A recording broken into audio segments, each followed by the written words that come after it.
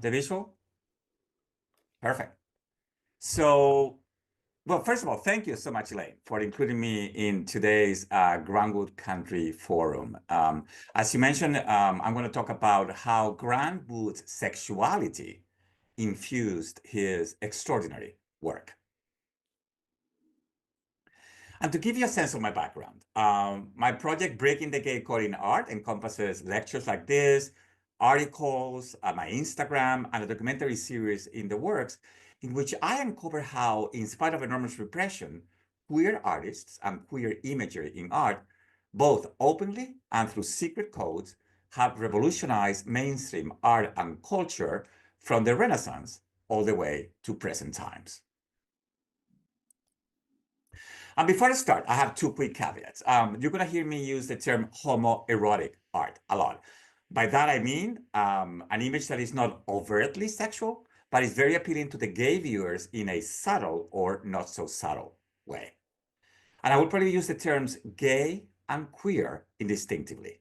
I'm sure you know that the word queer, which was used as an insult against the LGBTQ community, lately it has been broadly embraced as an inclusive umbrella term for the whole community, and also as a proud defiance of heteronormativity. So my obsession for Grandwood took me to Iowa to visit all the iconic locations from his life and his work, from the site of the home where he grew up as a child on the left, to his resting place on the right. And I have to thank many of you today in this forum, such as Elaine and Paul Joel and Joe Coffey, Jim Hayes, for your hospitality, which made it a truly unforgettable trip. This trip was really instrumental for the article I wrote about Grandwood for the Harvard Gay and Lesbian Review. And the article was included in a book published by the Grandwood Country Forum. But if you're interested in reading it, just email me. I will share my contact info at the end of the talk. My background is in film. I was the head of international marketing for Disney and for Sony Pictures, and I produced 3 very successful films in Mexico. And I left it all behind over a decade ago to focus on my project, Breaking the Gay Code in Art. And one of the film projects I've been trying to produce is a television miniseries about Grandwood's extraordinary life, ideally with Matt Damon as a star. So let's get on with it. I've been researching Grandwood for a very long time, and I've seen how books and exhibitions have stuck to the official story, this irresistible image he created of the homespun artist of rural America, keeping him in the closet, which is understandable because it's very difficult to attach the gay label to someone who represents the American heartland values. But this fable, as it was described, was finally put to bed by a retrospective at the Whitney Museum in 2018, which declared that Grandwood's homosexuality is the code that unlocks the truth to his art. And I'm going to walk you through some examples of how Grandwood inserted his sexuality in his works, whether openly or in a coded way. Grandwood was born in 1891. Which coincidentally was the year that the term homosexuality was first used in English. And as I'm sure you know, he grew up not far from the Anamosa Penitentiary, where gay men could be locked up to 10 years in prison and even get castration. As I'm going to show you, Grandwood's sexuality had a tremendous impact in his life and his work. The other key factor was his deep bond with his mother, Hattie, and his sister, Nan, whom he painted in these 2 portraits. Before I go on, I want to mention something really important. There is nothing happenstance in Grandwood's work. Everything is there for a reason. And he stages every little detail in his paintings, including the use of symbolic imagery, which he probably learned from German and Flemish masters. So we need to keep this in mind when we analyze his work. So for starters, overall, I think it's fair to say that he paints dashing, sensual, homoerotic images of men, some of them nude, while he paints, in many cases, unflattering female images. And I believe only 1 or 2 female nudes have been cataloged among his works. Grant Wood was determined to become a real artist, and he knew that studying in Europe was essential. So he went to Paris several times, but first in the 20s, where he studied Impressionism, the German and Flemish masters, and that's where he experienced freedom and probably gay life for the first time. And it was during those days that he painted a large male nude, the Spotted Man on the right, which is one of the only two of his paintings that he kept in his possession until his death. Wood's homosexuality was an open secret in Cedar Rapids, where a small gay and lesbian subculture was tolerated as long as it remained invisible. Right after he came back from Europe, Wood told a friend, "I guess I'm not interested in women." And the owner of his favorite bar said that Grant Wood was gay only when he was drunk. But in all fairness, coming out would have threatened Wood's reputation, his freedom, his income. Maybe that's why he carved in a school bench the motto, "The way of the transgressor is hard." But his armor started cracking when the Des Moines Tribune mentioned his bachelorhood, his feminine tastes, his appearance. So, as a protective mechanism, Wood fabricated a new persona. So he shaved his bohemian beard, the one he grew up in France, and he adopted denim overalls as his uniform, implying that his work was man's work, branding himself the farmer artist of America, wholesome, and of course, heterosexual. So Wood realized that his early impressionistic work made him appear less unmanly, and he pretended that he never took it seriously, calling it wrist work. And he embraced a new art movement, regionalism, which was truly American and glorified rural America. But it's interesting that when you look at his photographs of the time up close, such as the one on the left, you realize that he's wearing dandy shoes. The denim overalls are just a costume. So in 1927, one of Wood's former students, Arnold Pyle, became his assistant. Pyle was 18, Wood was 36. Here you see them at the right in a photo at Stone City Art Colony, where Wood took a respite with a homosocial crowd of teachers and students away from his family's supervision. Pyle was good-looking, tall, athletic, with thick black hair, and heterosexual. Exactly the type of man that Wood continued to fall for over and over throughout his life, and he disguised his desire for all these young men under the facade of paternal affection towards an admiring pupil. So Wood and Pyle spent their days in Wood's small studio, watched over by Wood's mother, who was in her 70s at the time, and his sister Nan, who spent long periods with them.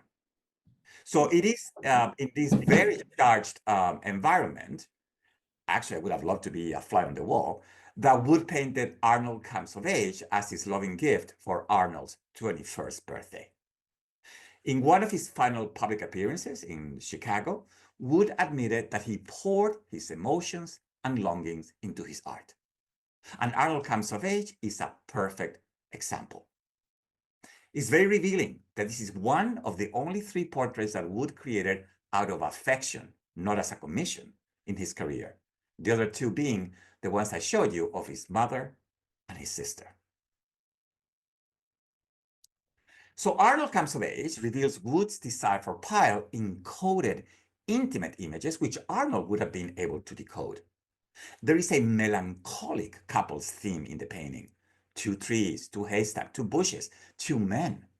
However, all of them are separated by something that stops them from being together, alluding to his yearning for Pyle.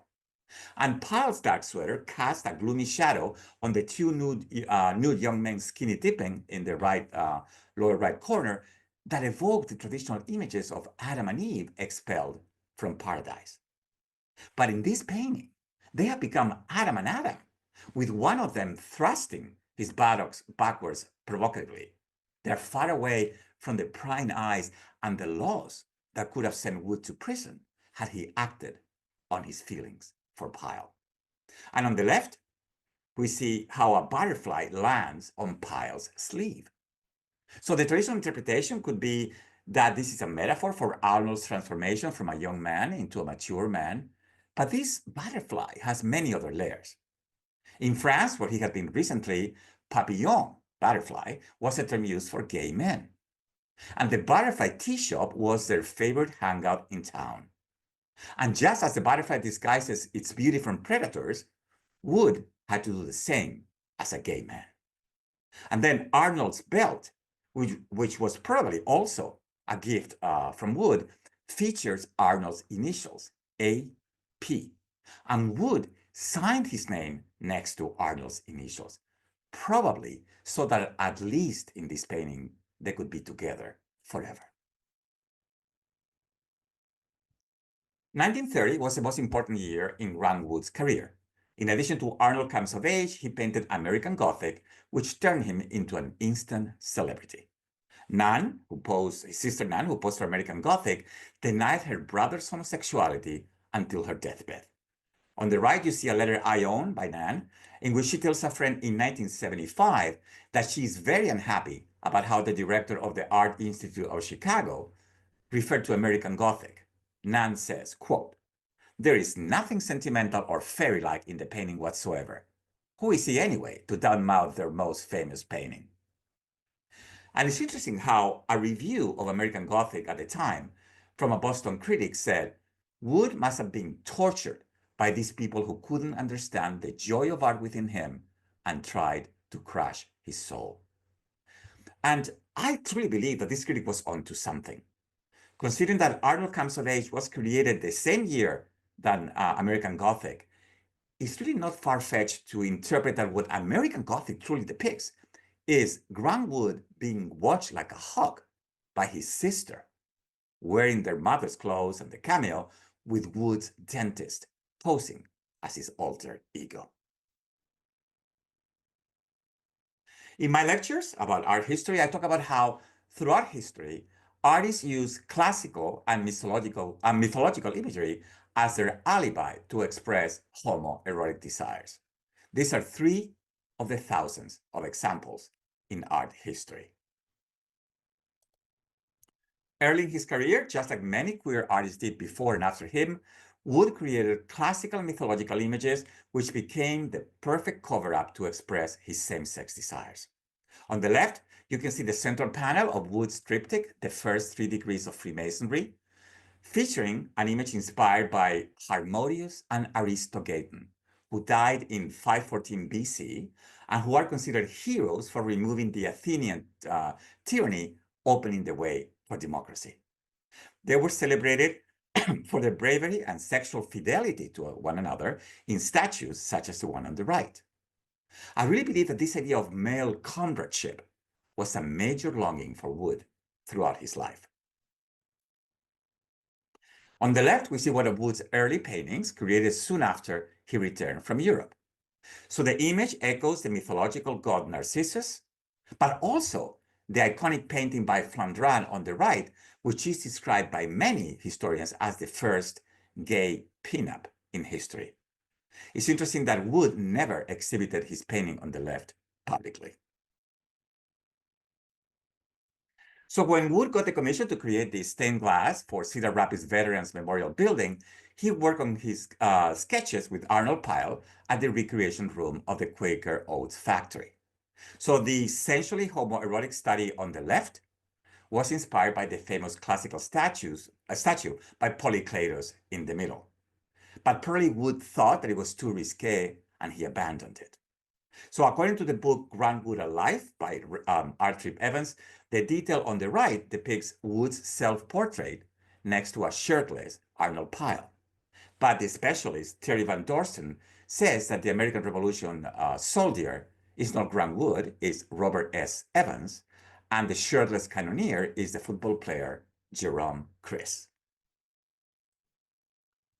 Wood also created homoerotic mythological images. On the left, he depicts Silenus, who was the tutor of Bacchus, the god of wine. And this is actually a portrait of Charles Manson. Not that Charles Manson, but the president of the Cedar Rapids Chamber of Commerce at the time. In the middle, we see a section of Adoration of the Home, which features homoerotic images of shirtless builders and a semi-naked image of Mercury that was inspired by Gian Bologna's sculpture on the right. So, as I mentioned, the regionalist art movement provided Grant Wood with a masculine farmer cover. But Wood had to remain closeted because the group's leader, Thomas Benton, was extremely homophobic. And remember, I mentioned how Wood poured all his emotions and longings in his paintings. So, unable to express his sexuality openly, Wood created homoerotic rural scenes in which he sublimated his repressed desires towards the farmers he grew up with in Iowa.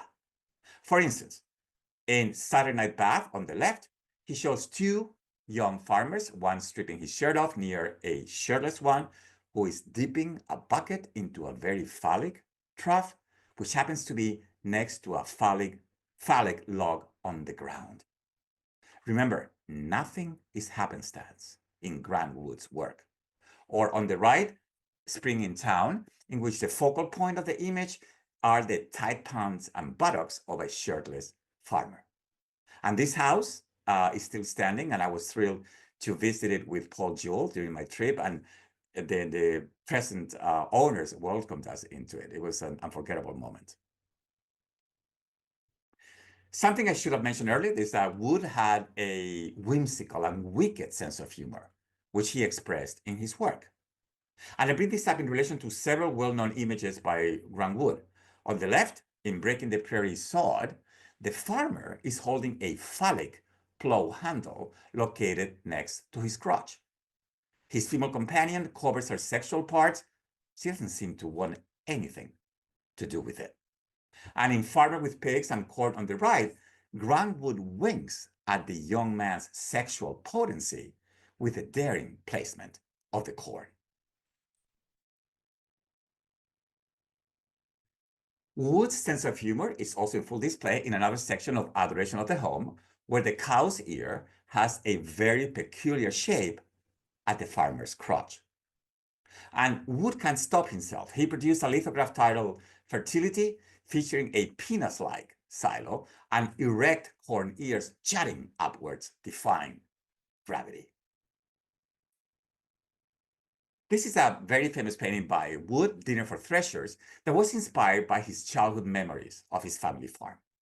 So the setting evokes religious paintings, particularly The Last Supper by Fra Angelico. And in doing so, what Wood is doing, he's endowing the farmers with the dignity of biblical disciples participating in a sacred meal.